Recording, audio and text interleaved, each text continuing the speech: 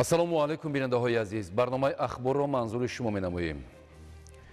имрӯза бо дастгирии ҳукумати ҷумҳурии тоҷикистон ҷиҳати пешгирӣ аз талафёбии маҳсулоти кишоварзӣ, тақвият бахшидани иқтидорҳои истеҳсолӣ ва дастгирии хоҷагидорон, маҳсулоти кишоварзӣ аз шаҳру ноҳияҳои вилояти Хатлон ва Суғд содирот шуда истодааст.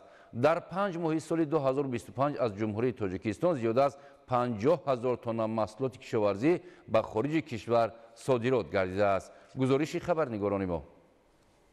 риояи қоидаҳои махсуси агротехникӣ ва заҳмати шабонарӯзии кормандони кооперативи истеҳсолии Сомонҷони ноҳияи Данғара имрӯз натиҷаҳоро дар истеҳсолот афзун гардонидааст. Олу ва дигар намуди меваю сабзавоте ки ҳоло дар кооперативи истеҳсолии Сомонҷон фаровонанд, дар баробари таъмини талаботи бозори дохилӣ ҳамзамон содирот шуда истодааст. Ҳамарӯза дар ин ҷо барои ҷамъоварӣ ва банду басти маҳсулоти тайёри содиротӣ зиёда аз 100 нафар занон машғули кор ҳастанд. ҳоло дар кооперативи истеҳсолии Сомонҷон ва дигар хоҷагиҳо ки ҳосили хуби меваю сабзавот ва полезиҳоро доранд, бештар аз 500 нафар занони хонашин ба корҳои мавсимӣ ҷалб шудаанд ва ҳамарӯза аз ҳисоби кори анҷомдодаашон маоши хуб мегиранд. ин иқдом аз ҷониби агентии содироти назди ҳукумати ҷумҳурии Тоҷикистон ва корхонаи воҳиди давлатии Тоҷагропром Экспорт амалӣ гардида, ҳадаф аз роҳандозии тадбири мазкур рушди содирот, дастгирии хоҷагидорон,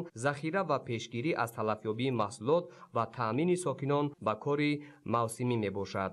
аз моҳи май сар карда гелос, зардолуро ҷамъоварӣ карда супоридем. ҳозир олу ҷамъоварӣ карда истодаем. баъд аз ҷамъоварии олу мо бо шафтолу, себ, ангур ҷамъоварӣ мекунем. соли ҷорӣ агентии содирот барои дарёфти бозорҳои нав, тақвияти ҳамкориҳо бо кишварҳои дуру наздик ва шарикони рушд тадбирҳои заруриро амалӣ намуд ва дар натиҷа содироти маҳсулоти Тоҷикистон ба 5 кишвари нав роҳ ёфт. солҳои охир барои дар сатҳи мусбӣ нигоҳ доштани сатҳи таваррум, содироти маҳсулоти Тоҷикистон асосан бо асъори хориҷӣ ба роҳ монда мешавад. дар 5 моҳи соли 2025 корхонаи воҳиди давлатии Тоҷагропром Экспорт аз ноҳияи Данғара, шаҳру ноҳияҳои минтақаи Кӯлоб, ноҳияҳои Ҷайҳун, Ҷалолиддини Балхӣ, Кушониён, Бохтар ва дигар шаҳру ноҳияҳои вилояти Хатлон зиёда аз 2000 тонна маҳсулоти кишоварзиро ба хориҷи кишвар содирот намуд ва ин раванд боз идома дорад. дар ин давра аз вилояти Суғд ба маблағи зиёда аз 600 миллион сомонӣ наздики 100 намуди маҳсулот ба 33 кишвари дуру наздик содирот шуд. аз вилоят давоми моҳҳои январ майи соли ҷорӣ 67621 тонна маҳсулоти кишоварзӣ аз ҷумла 47353 тонна хушкмева ва наздик 4800 тонна зардолии тару тоза содирот гардид. ин шабу рӯз аз шаҳру ноҳияҳои вилояти Суғд тавассути гузаргоҳҳои гумрукӣ ғайр аз пиёз ҳамзамон зардолу, гелос, олу, меваи хушк ва дигар намуди маҳсулот содирот шуда, дар ин ҷо барои захира, бандубаст ва талаф наёфтани маҳсулот шароити хуби нигоҳдорӣ фароҳам аст. то имрӯз филиали корхонаи воҳиди давлатии Тоҷагропром Экспорт дар ноҳияи Бобоҷон Ғафуров зиёда аз 8000 тонна маҳсулоти кишоварзиро ба 10 кишвари дуру наздик содирот намуда, ҳоло ин раванд дар асоси шартномаҳои нави ҳамкорӣ бо хоҷагидорон идома дорад. дар вилоят ҳамзамон нуқтаҳои ягонаи шабонарӯзии амалиёти содиротӣ, назорат ва ба расмиятдарории гумрукӣ ташкил гардидааст. дар асоси шартномаҳо баста шуда аз ҷониби КВД Тоҷагропром Экспорт аллакай 4750 тонна пиёзи барвақтӣ, 1600 тонна зардолу тару тоза, зиёда аз 1000 тонна хушкмеваҳо, 200 тонна гилос, ҳамчунин хуч, себ ва дигар маҳсулотҳои кишоварзӣ содирот гардиданд. дар 5 моҳи соли 2025 аз ҷумҳурии Тоҷикистон зиёда аз 50 000 тонна молу маҳсулоти кишоварзӣ ба хориҷи кишвар содирот гардид. вилоятҳои Суғду Хатлон ва ноҳияҳои тобеи ҷумҳурӣ дорои имкониятҳои хуби истеҳсолӣ дар соҳаи кишоварзӣ мебошанд. истифодаи самараноки он ба таъмини фаровонҳосилии маҳсулот дар бозорҳои дохилӣ ва рушди содирот, ҷалби сокинон ба корҳои мавсимӣ ва беҳсозии сатҳу сифати зиндагии اهالی زمینه می‌گذارد. از این رو حکومت کشور در دایره هدف‌های مهم استراتژی تلاش نموده ایستاده است که تدبیرها را جهت رشد صادرات، حل مشکلاتی در این سمت موجوده و معرفی مال و محصولات از جهت اکولوژی تازه وطنی در خارج کشور تقویت بخشد.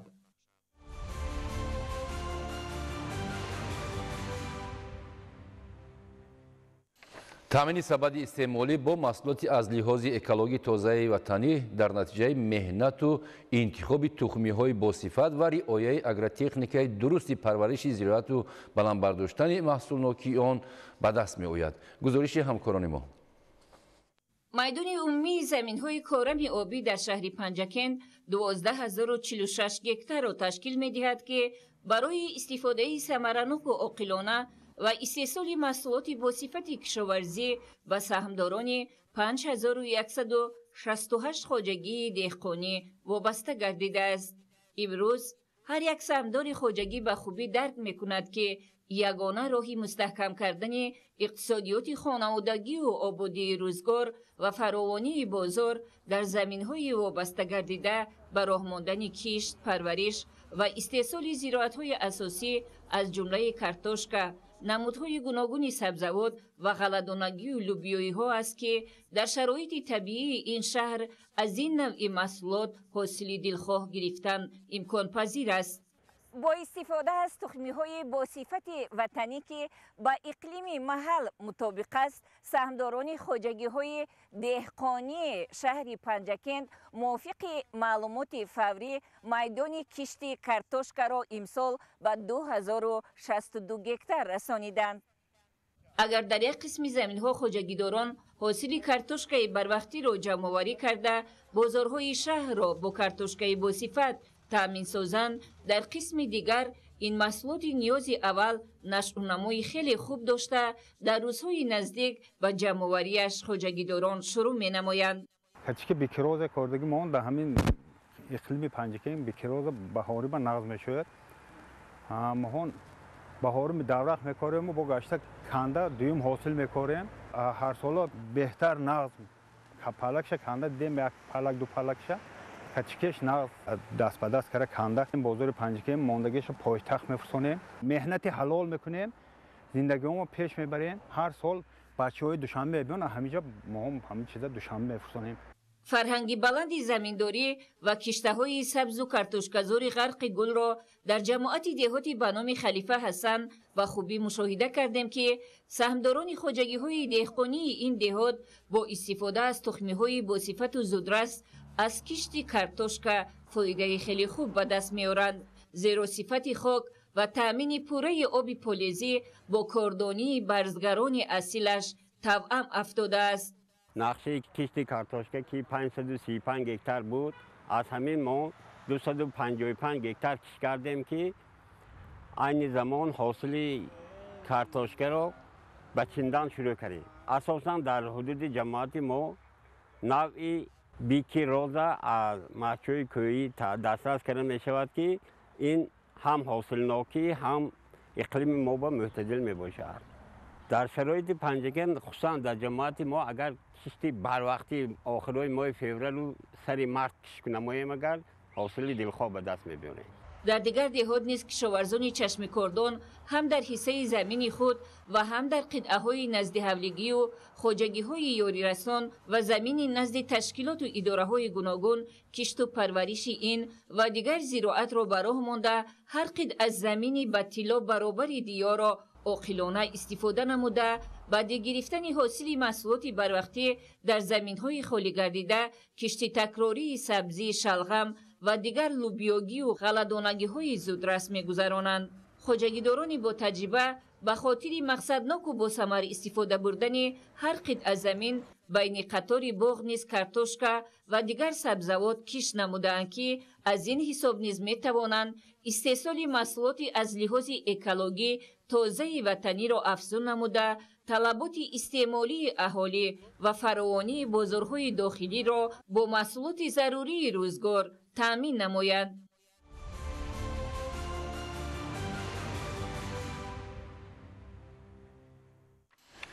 در اکادمی علم‌های کشاورزی تاجیکستان سهم عالمان جوان در رشد علم کشاورزی و تطبیق تکنولوژی اینواسیونی در استحصالات ضمن برگزاری همایش علمی نتیجه‌گیری کرده شد.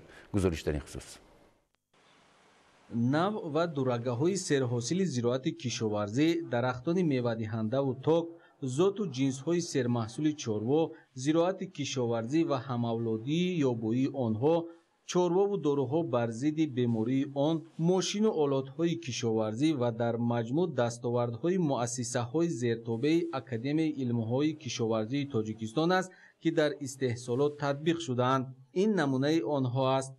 در سمت اختراعات و نوآوری سهم عالمان جوان نظررس است، زیرا امروز روند جهانی‌شوی و رشد با سرعت تکنولوژی معاصر رقابت کادرهای بلند اختصاص را در بازار جهانی طلب می‌نماید. آموزش روندهای معاصر و تقویت دادن همکاری‌ها با استحصالاتیان بهر تولید محصولات بلندصفت و رقابت‌پذیر کشاورزی مساعدت می‌کند.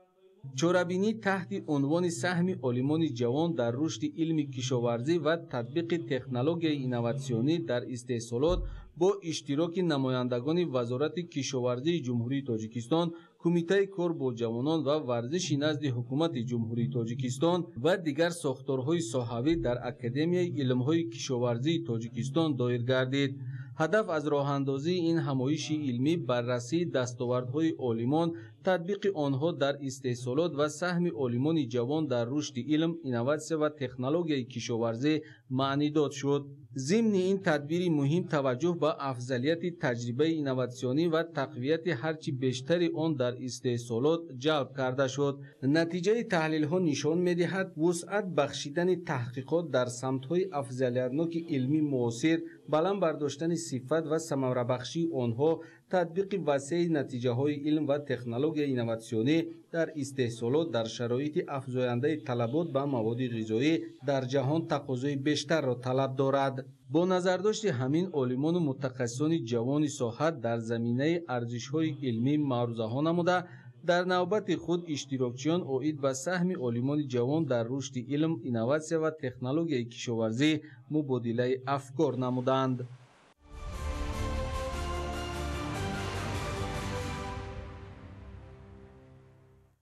سالهای اخیر تعدید حشرات ضرررسان به باغ‌ها و زمین‌های نزد حولگی در ناحیه‌های روشان، شغنان و ایشکاشیم افزون گردیده، بهر پیشگیری وضعی به عمل آمده کارهای بی‌ضررگردانی آغاز گردیدند.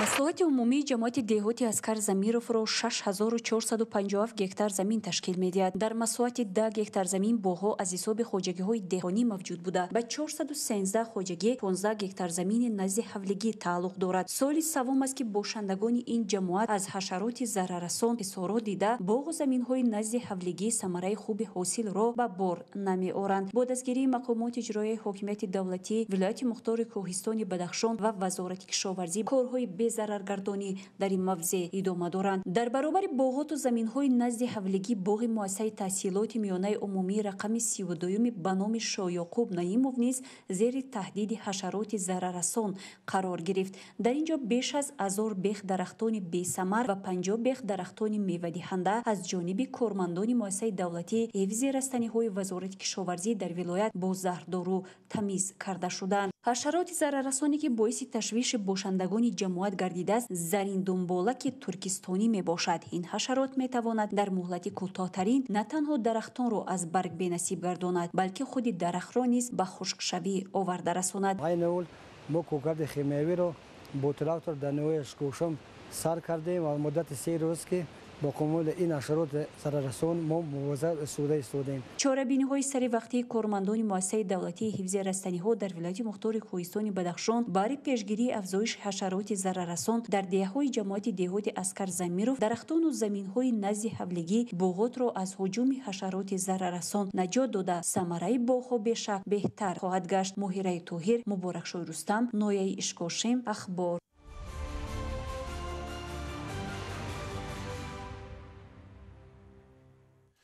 در شرایط کنونی رشد فعالیت اینوواسیونی در سمت تکنولوژی‌های رقمی و جاری نمودن تکنولوژی‌های ذهن صنعی شرط اساسی رقابت‌پذیری اقتصادی به شمار می‌رود. جاری نمودن تکنولوژی‌های ذهن صنعی حاصلناکی مهنت را به طور نظررس بلند برداشته، نارسایی قوه کاری قابل مهنت را برطرف می‌نماید. با در نظر داشته رشد بمیلون علم و تکنیک و تکنولوژی کشورهای جهان برای عملی‌گردانی نظام رقمی فعالیت ساحه‌ها تلاش ورزیده، جهت آسان نمودن کار و صرف وقت اینچنین ثمرناک کردن فعالیت ساحه‌ها از تکنولوژی‌های ذهن صنعی وسیع استفاده نموده ایستادند. تاجیکستان نیز از این امکانات ثمرناک استفاده برده امروز ذهن صنعی را در خود تشکل می‌دهد. عمومی فهمانیم ذهن صنعی چیست؟ یعنی بسیاری کات با ربات‌ها تفکر پیدا می‌کنند.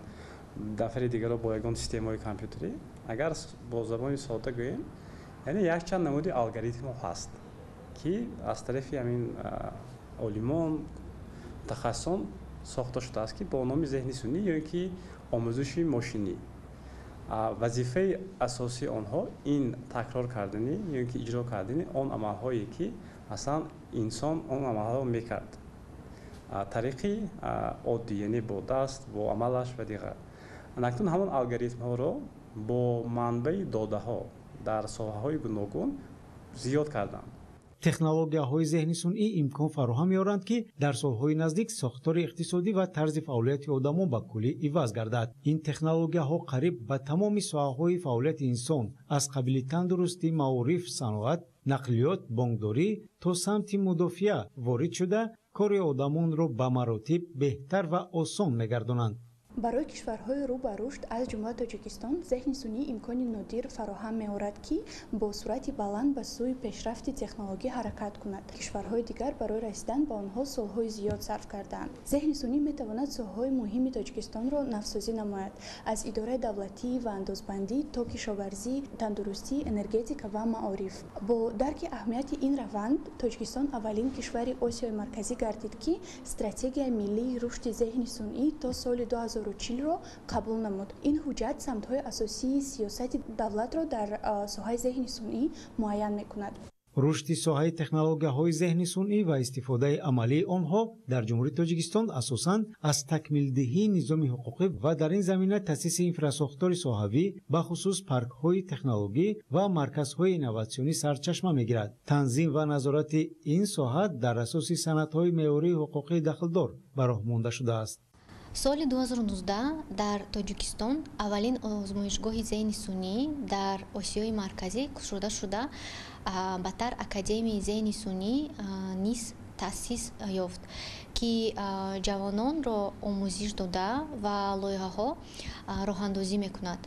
قبول استراتژی ملی تا سال 2040 و اشتراک فعال جوانان باعث شد که تاجیکستان در خریطه جهانی ذهن صنعی جای گیرد. رشد پرداخت‌های غیرنقدی در ساحه‌های سودا و نقلیات، پیشنهاد قرض‌های خرد با استفاده از تکنولوژی‌های رقمی، تأسیس کارخانه‌ها با استفاده از تکنولوژی‌های اینوواسیونی و رقمی‌کنانی روند تعلیم، بهادهی اتوماتیک قرضگیرنده عاید به قابل پرداخت بودن آن و پیشنهاد قرض‌های خرد، پیشبینی حالت‌های کمشوی میزاجان، شناخت متن و تصنیفات حجت‌گذاری، زمینه‌های مهم استفاده ذهن صنعی در ساحه‌های اقتصادی و اجتماعی تاجیکستان میباشند. عمل شوی هدف و افضلیت‌ها و وظیفه‌های استراتژی رشد ذهن صنعی به رشد استوار کشور مساعدت نموده در این زمینه سطح زندگی شایسته اهالی تاجیکستان تامین می‌گردد. دلشاد حکیمزاده، محمد سعید کمال، اخبار.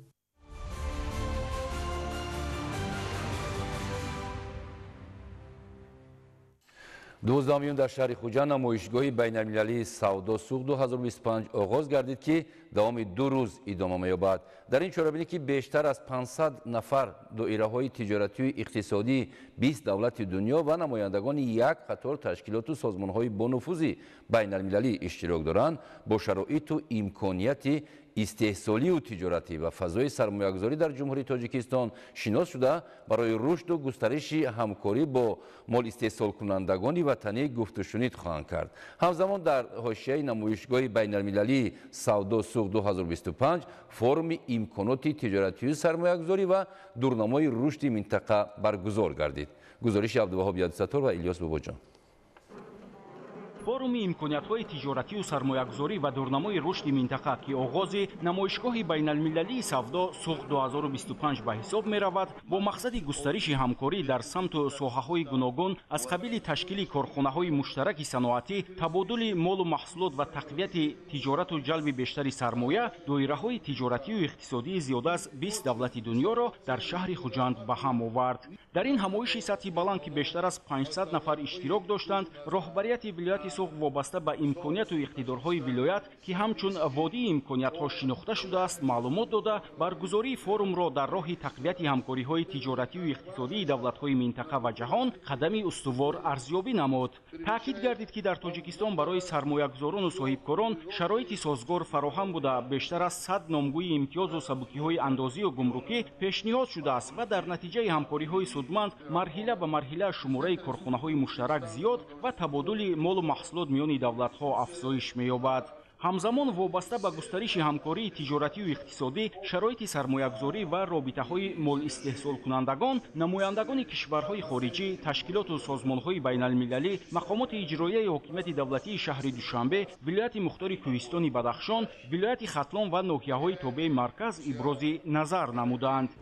баъди анҷоми форум дар вазъияти тантанавии намоишгоҳи байналмилалии савдо суғ 2025 ба кори худ оғоз кард. дар намоишгоҳ бештар аз 200 корхонаю ширкатҳои истеҳсолӣ ва соҳибкорону тоҷирони ватанию хориҷӣ номгӯи зиёди молу маҳсулоти саноатӣ, кишоварзӣ, коркард, бандубаст, маҳсулоти хӯрокворӣ, ашёи хом, маҳсулоти нимтайёр, маснуоти ҳунармандӣ, техникаю таҷҳизот, барномаю лоиҳаҳои молиявию қарзӣ, сармоягузорӣ ва имконияту харитаҳои сайёҳиро пешниҳоду муаррифӣ намуданд.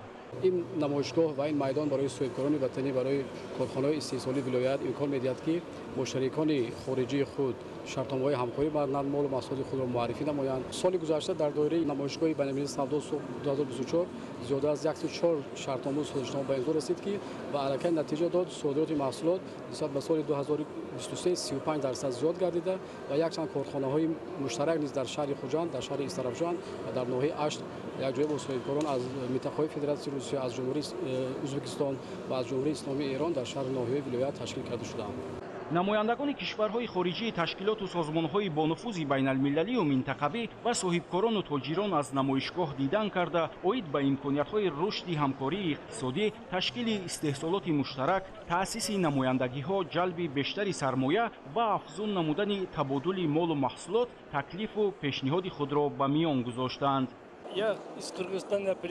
ман ҷиҳати иштирок дар ин намоишгоҳ аз ҷумҳурии Қирғизистон омадам. боиси хушнудӣ аст ки бо иқдоми сарони ҳарду давлат гузаргоҳҳои сарҳадӣ дубора бозкушоӣ шуд ва мо дар ҳамсоягӣ ҳамкориҳоро тақвият мебахшем. ман ба ин намоишгоҳ асал овардам. бовар дорам ки шарикони ҳамкорро пайдо намуда, маҳсулотро ба ҳама гӯшаҳои дунё ба фурӯш мебарорем. таъкид гардид ки вилояти суғди Тоҷикистон аз захираҳои табиӣ бой буда, дар ҳудуди он корхонаҳои коркарду истихроҷи тилло, нуқра, сурбу рӯҳ, ангишт, сангҳои ороишӣ ва ғайра мавҷуданд. дар шаҳру ноҳияҳои вилоят бештар аз 1200 коргоҳу корхонаи саноатӣ фаъолият мекунад ва зиёда аз 300 номгӯи молу маҳсулот истеҳсол карда мешавад. дар вилоят соҳаҳои саноату кишоварзӣ ва сайёҳӣ рушд карда, ҳамкорӣ бо шарикони рушд дар сатҳи баланд қарор дорад. اساساً نمایشگاه‌ها پل و واسطی هستند بین تولید کنندگان و خریداران و این خیلی خوبه که این بستر رو به قول معروف در سوق ایجاد کردن مسئولان که یک چهارراه میشه، یک چند راهه میشه که تولید کنندگان مختلف میتونن با هم شناس بشن و این خب در پیشرفت کارشون خیلی تاثیرگذاره به نظر من.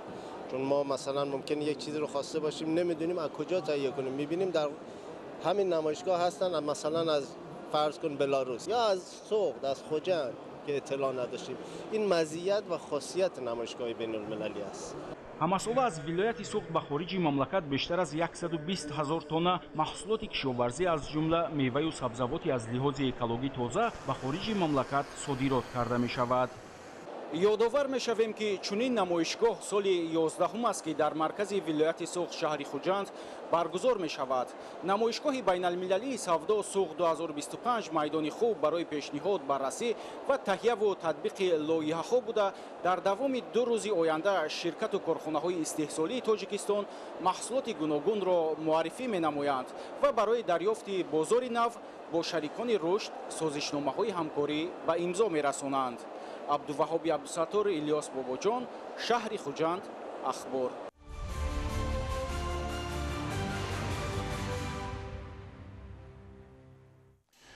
بیننده های عزیز، این بود برنامه اطلاعاتی اخبار. خیر سلامت باشید.